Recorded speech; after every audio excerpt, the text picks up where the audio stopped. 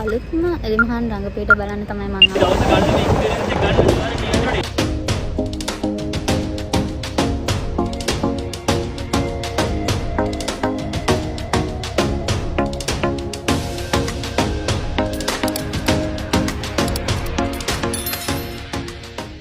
ඔයාලව එක්කන් යන්න හදන්නේ ජපුර කැම්පස් එක බලන්න. අද මේ ජපුරේ 51 වෙනි උපාධි ප්‍රදාන උත්සවය තියෙනවා. කැම්පස් එක ඇතුළේ නෙමෙයි තියෙන්නේ. BMICH එකේ තියෙන්නේ. අපි තව චුට්ටකින් BMICH එකටත් යමු.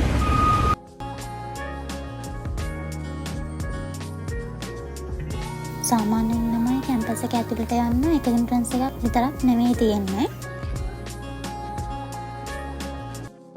කැම්පස් එකට ඇතුල් වුණාට පස්සේ සම්පූර්ණ පරිසරය වෙනස්.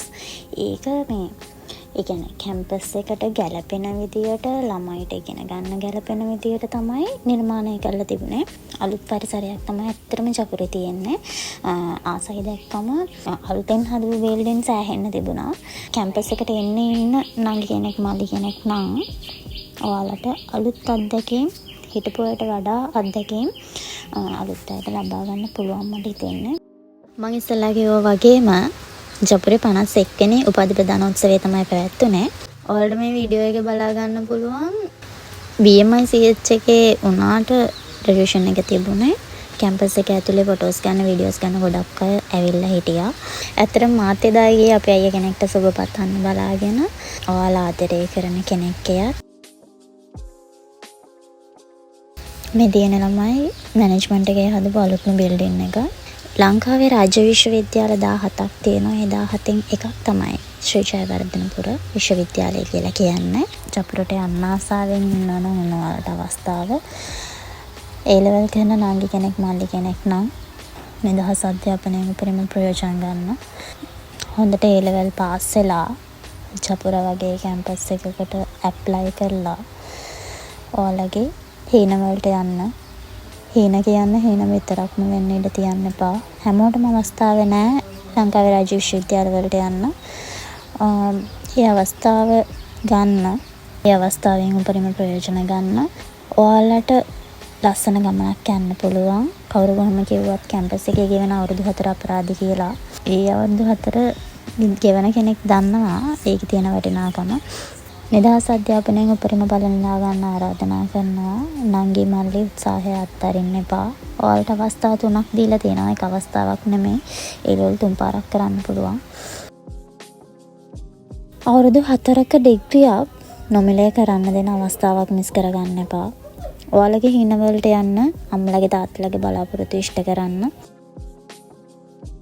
මේ තියෙන කැම්පස් එක ඇතුලේ තියෙන කැෆේ එකක්. මේ ඒක අහලා තිබුණේ මම යන වෙලාවේ. මේ තමයි ජපුර කැම්පස් එකේ අහලවල. ඔය එක ෆන්ක්ෂන්ස් වෙන්න පුළුවන්, මීටින්ස් වෙන්න පුළුවන්. ඊට පස්සේ කේක් කපන්න එහෙම කටේ ඉතින් මේ ඔතනට තමයි එකතු වෙන්නේ. මේ වටේම මට තියෙන හැලගස් තියෙන හින්දා තමයි මෙතනට අහලවල කියන නම හැදිලා තියෙන්නේ. මෙතන මං S2 දකින්න ආසාවෙන් හිටපු තැන. ශිෂ්‍ය වීර දිනය සමරන්නේ මෙතන. නිදහස් අධ්‍යාපනය වෙනුවෙන් කැප වුණු ශිෂ්‍ය වීරයෝ සිහිපත් කරලා හදපු ප්‍රතිමාවක් ඒ. බෞද්ධ කොඩියක් තියෙනවා. ඒ බිල්ඩින් එකටම සම්බන්ධ කරලා තමයි බෞද්ධ කොඩිය හදලා තියෙන්නේ.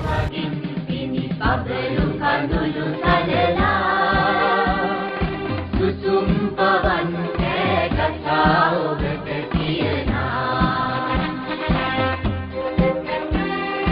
නිරුවත් මුන්දන විස දීකල පහරලදී මලගිය මානව පැතුන කතාව අහපන් විත නිරුවත් කතාව අහපන් විත නිරුවත් කතාව අහපන්.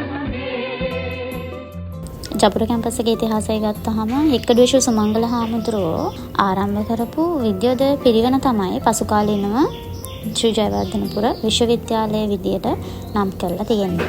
ඉතින් මේ තියෙන්නේ එක්කඩුවේ ශ්‍රී සුමංගල හාමුදුරුවන්ගේ ප්‍රතිමාවක්. ඒ වගේම එතන තියෙන බිල්ඩින් එක නම් කරලා තිබුණේ ශ්‍රී සුමංගල මන්දිරය කියලා. මම ඔයාලව ඒක ඇතුළට එක්කන් යන්නම්.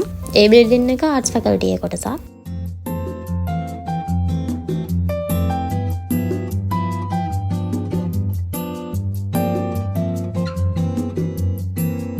සාමාන්‍යයෙන් කැම්පස් එකක පන්සලක්, කෝවිලක්, පල්ලියක් ආගමික වතාවත් කරන්න තියෙනවා අනිවාර්යෙන්ම. ඉතින් ජපුර කැම්පස් එකේ පන්සල තමයි මේ ශ්‍රී ලංකා විද්‍යෝදය විශ්වවිද්‍යාලය හෙවත් ශ්‍රී ජයවර්ධනපුර විශ්වවිද්‍යාලය නිර්මාණය කරපු නිර්මාතෘ වැලිවිට ශ්‍රී සෝරත හාමුදුරුවෝ තමයි විශ්වවිද්‍යාලයේ ප්‍රථම උපකුලපති විදියට හඳුන්වන්නේ. මේ තියෙන්නේ උන්වහන්සේ වෙනුවෙන් ඉදි කරපු ප්‍රතිමාවක්. මේ කැම්පස් එකේ ලයිබ්‍රරි එක. තව දෙයක් කියන්න ඕන තමයි ෆැකල්ටිස් ඔක්කොම එකට නෙමෙයි තියෙන්නේ. කොටසක් එක තැනක, තව කොටසක් තව තැනක තියෙන්න පුළුවන්. මැනේජ්මන්ට් එකකට තියෙන එක තැනක. හැබැයි මෙඩිසින් එක, ඩෙන්ටල් එක, ඒ වගේ අනිත් ෆැකල්ටිස් තියෙන ටිකක් එහාට වෙන්න. ඇඩ්මිනිස්ට්‍රේෂන් කම්ප්ලෙක්ස් එහෙම නැත්නම් විශ්වවිද්‍යාලීය පරිපාලන ගොඩනැගිල්ල තමයි මේ.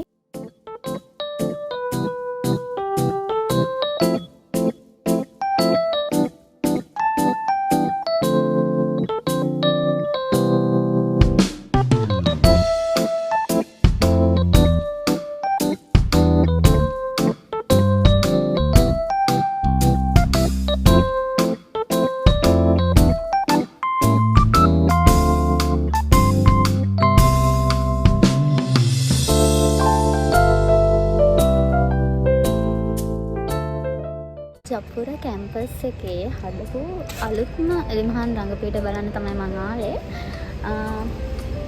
ඒකට නම දාලා තියෙන්නේ හදවිල එලිමහන් රංග බිම කියලා. අපි යමු එතනට බලන්න.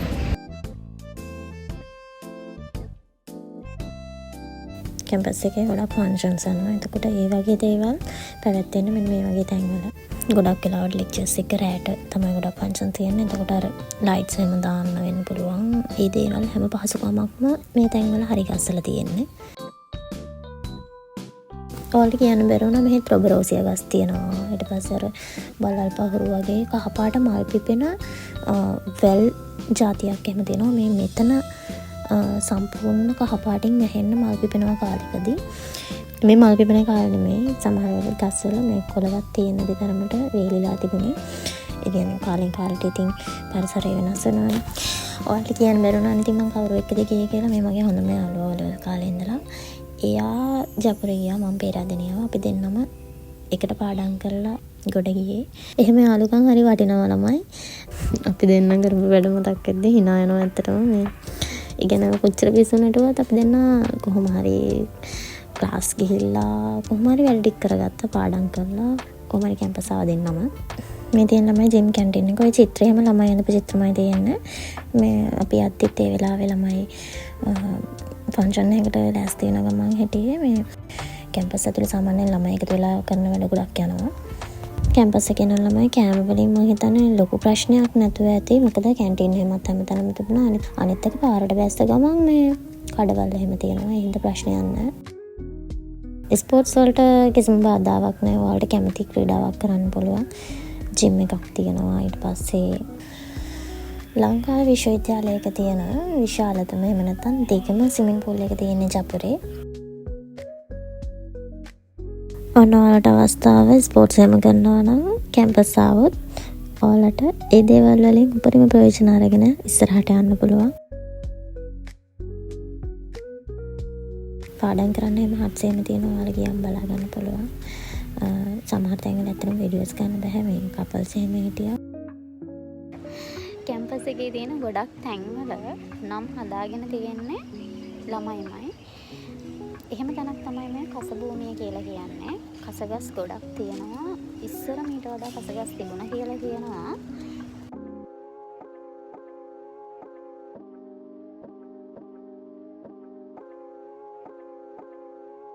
මෙන්න මේ තියෙන කසගහක් ළමයි. ඔයාලා අහලා ඇති ජපුරේ පළතුරු වත්තක් තියෙනවා කියලා. පළතුරු ගොඩක් ජපුර කැම්පස් එකේ තියෙනවා කියලා. මේ තියෙන්නේ මේ කජු ගහ. ඔයාලට පේනවද පිටපස්සෙන්?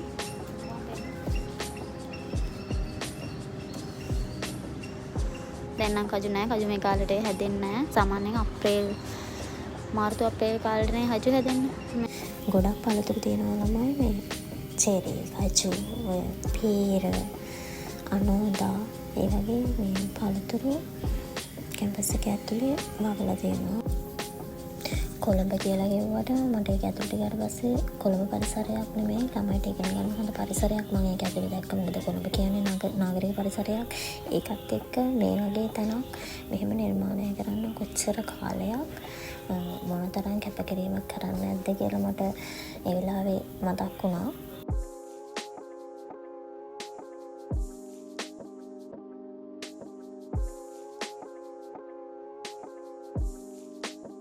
මගේ මතකේ හරිනම් මේ ඕපන් කැන්ටින් එක අපි කඳු නොවෙමු උනුන් පරයා නැගෙන සුනිල දිය දහර වෙමු එකම ගඟකට වැටෙන මං කැම්පස් එකේ දැකපු ලස්සනම තැන කැම්පස් එකේ ගාඩන් එක.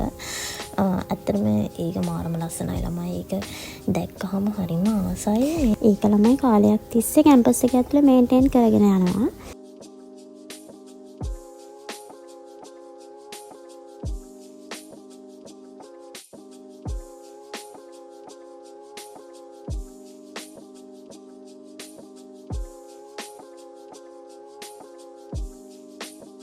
ගහකට කරලා හරිම ලස්සනට මේ හදලා තිබුණ කන්වොකේෂන් එකට වෙනම එකක්. ඒ කියන්නේ 51 වෙනි කන්වොකේෂන් එක කියන එක ඔයාලට මේ වීඩියෝ එකේ බලන්න පුළුවන්. හරිම ලස්සනයි. ඒක කට් කරලා මාසයක් දෙකක් වෙන්න පුළුවන් කාලයක් තිස්සේ ඒක නිර්මාණය කරනවා. ඔයා කලර්ස් කම්බයින් එකේම හරිම ලස්සනයි ළමයි. ගස් මල් දෙකම හරිම ලස්සනට තිබුණා. හරිම සියුම් විදියට මේ අලි දෙන්නෙක් එහෙම නිර්මාණය කරලා තිබුණා. කින් ගස් වලින්ම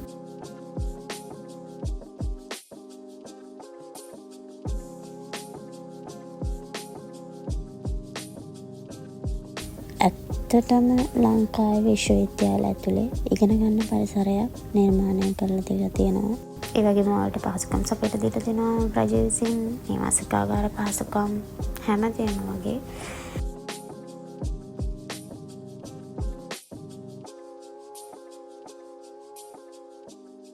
වීඩියෝස් ගන්න, ෆොටෝස් ගන්න, කපල්ස් එහෙම ගොඩක් එන තැනක් මෙතන.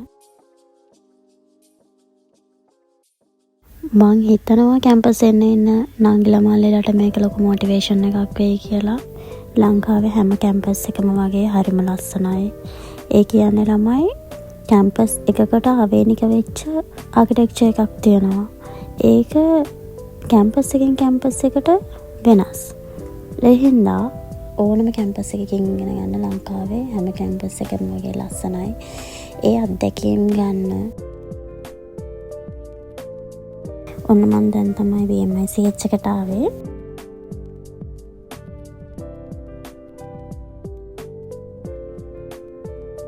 ඔන්න සුබ පතන්න එන අය වෙනුවෙන් ස්ටෝල්ස් එක අනිවාර්යෙන් දාලා තියෙනවා ඉතින්.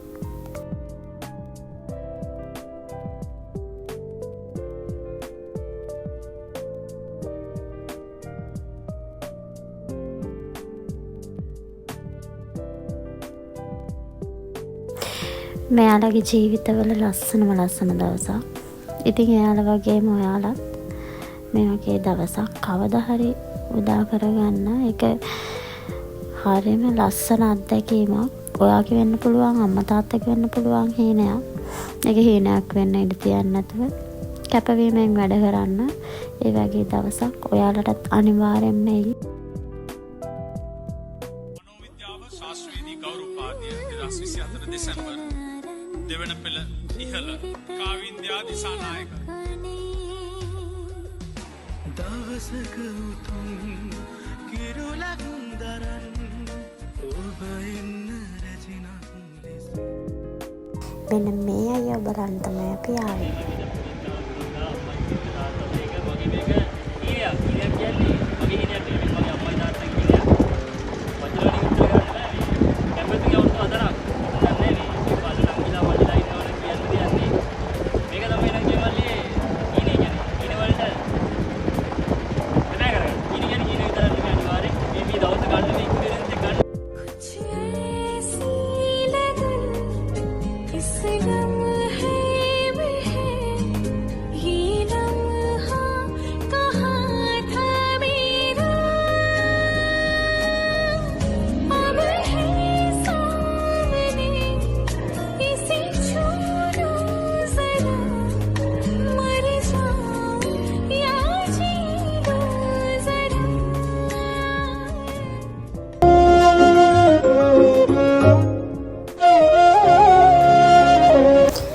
කිව්වා වගේම හීන කියන හීන විතරක් නෙමෙයි.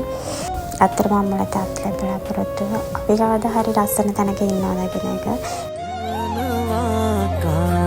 බැනෙනවා ආලේ හිත පුරා පායලා පිනිවලා තීරේ තුව පවා ඉහිරේ සඳ කතාවෙහිලා මේ දැත ලංවිලා ලංවෙන්න ඕන මේ හින සැබවින්ම ඉටු වෙන්න ඕන මාගව සසරේම යන්න ඕන හදේ බැඳිලා. ඔයාලට මගේ channel එකට ගියොත් බලා ගන්න පුළුවන් පේරාදෙණිය කන්වර්සේෂන් එකේ වීඩියෝ එකකුත් මම අප්ලෝඩ් කරලා තියෙනවා. එහෙනම් අපි ආයෙත් දවසක ලස්සන වීඩියෝ එකකින් හම්බෙමු.